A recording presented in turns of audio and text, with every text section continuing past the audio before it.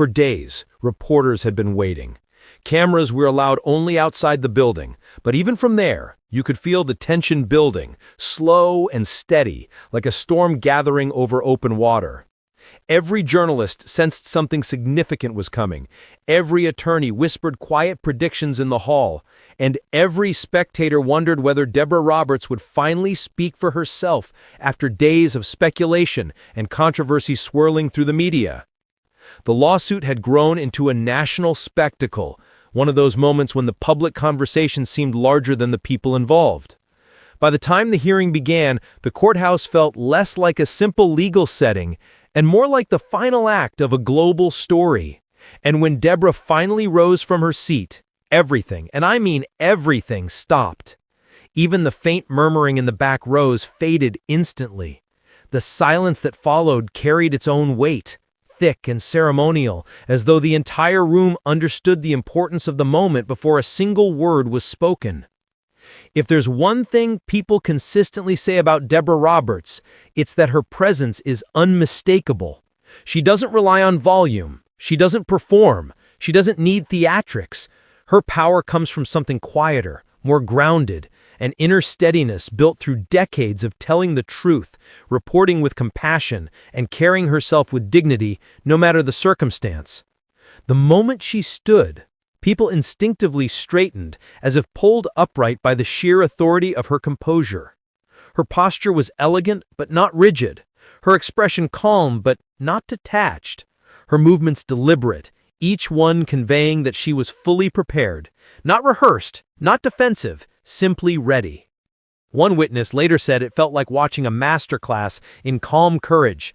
Even the judge, a man who had seen countless attorneys and public figures pass through his courtroom, leaned forward slightly, as though anticipating something meaningful. Deborah began with a single sentence, and it carried far more weight than anyone expected. She said, "Justice is not shaped by noise. It is shaped by truth." Her voice wasn't loud, but it didn't need to be. The words landed like a gavel, direct, clarifying, undeniable. They cut through the confusion, the rumors, the swirling assumptions surrounding the case. She spoke about how public commentary had strained the facts, how speculation had stretched reality into entertainment, and how easy it had become for the public to lose sight of what mattered. She reminded everyone that truth cannot be twisted by popularity or fear, and that any legal system that bows to pressure is no legal system at all.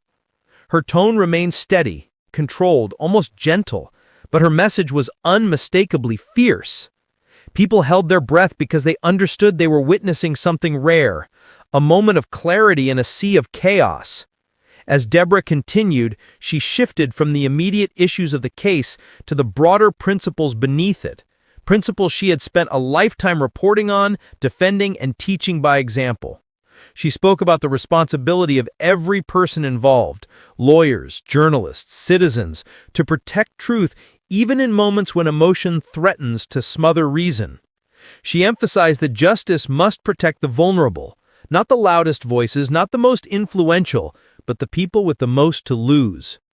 One observer later described her words as precise, not aggressive, like watching someone slowly clear away fog until the landscape becomes visible again. Deborah wasn't attacking anyone. She wasn't defending herself. She was clarifying the heart of the matter. And in doing so, she exposed how deeply the case had been buried beneath the noise of public fascination. When she finished speaking, the room fell still again, not empty, not hollow, but reverent. There was no applause, of course. This was a courtroom. But the silence itself felt like a standing ovation.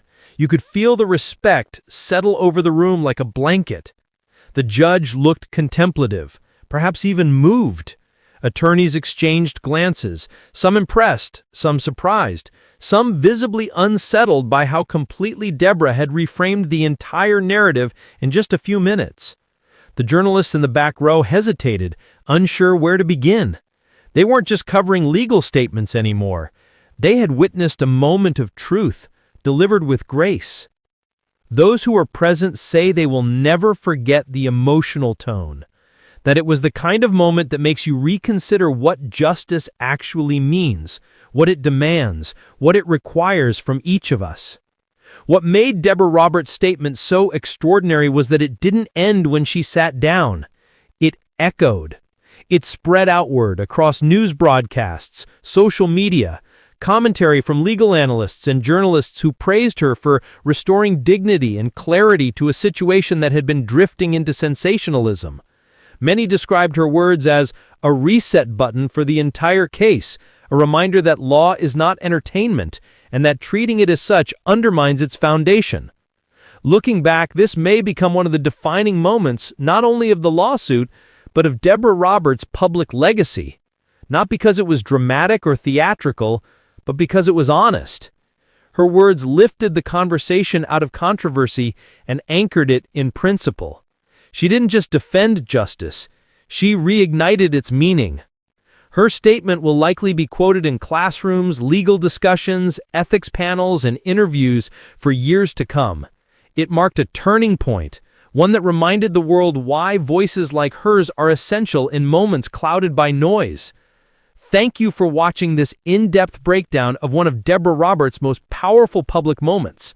If you'd like more videos like this, make sure you hit that subscribe button right now. Your support helps us continue bringing you the most insightful and inspiring stories from around the world. Stay tuned, stay informed, and stay inspired, because moments like this truly deserve to be remembered.